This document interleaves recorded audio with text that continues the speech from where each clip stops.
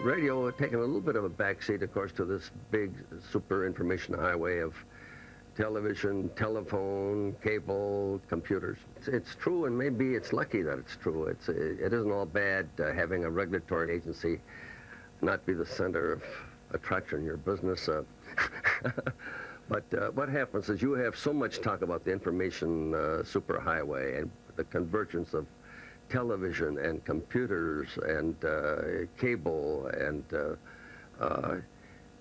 telephone, so that there's a lot of focus on this advanced technology and the mind-boggling possibilities of it.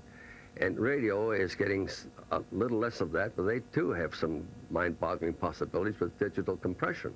I am a firm believer in this, and that is that terrestrial DAB has to get the first kind of priority because it's the one that provides the vital information for the public. Terrestrial is a local service. The others are not local. Local services mean that that's where you get your news, that's where you get your weather, road reports, information, emergencies. And so I think that there's a rightful priority for the terrestrial and local service over the other service. I sent a letter to the key Senate communications leaders and altogether 9 senators that I know well, saying, one, I favor a tax certificate. Two, I think it ought to be a cap of 50 million. You can't have a huge corporation say 400, 500 million. And that this has been a very effective way of getting minorities into ownership. If, the other EEO things or affirmative action doesn't provide the capital, and this did.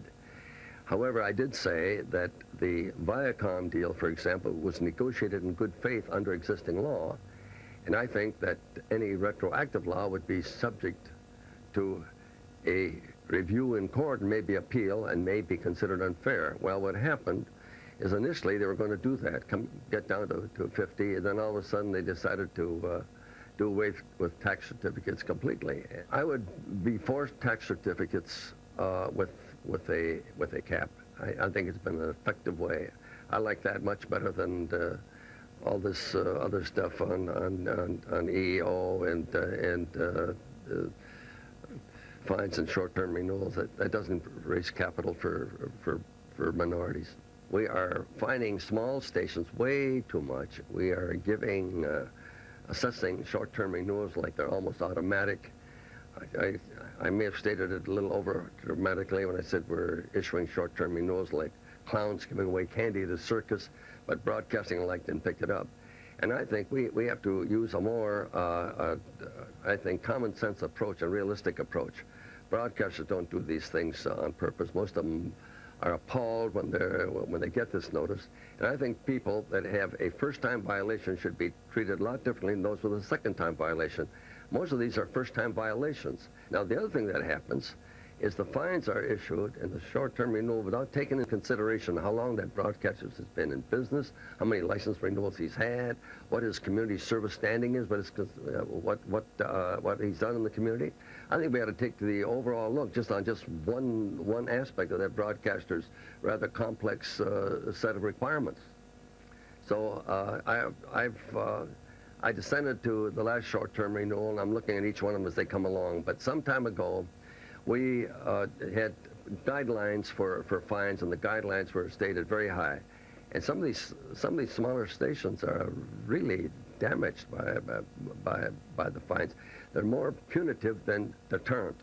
I'm asked frequently about the Howard Stern. Well, you know, there's a fine of $1,700,000 that there's a notice of apparent liability, and that has been issued to the company, and the way that is now, the Justice Department will have to collect it from them. They'll probably try to appeal it in court.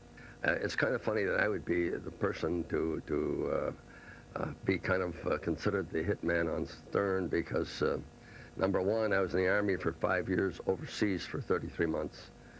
As I said before, as far as that overused, sexually oriented F word is concerned, you know, I've heard it, I've used it, and I've done it, but there's sometimes when the stuff he does that's available to kids shouldn't be there.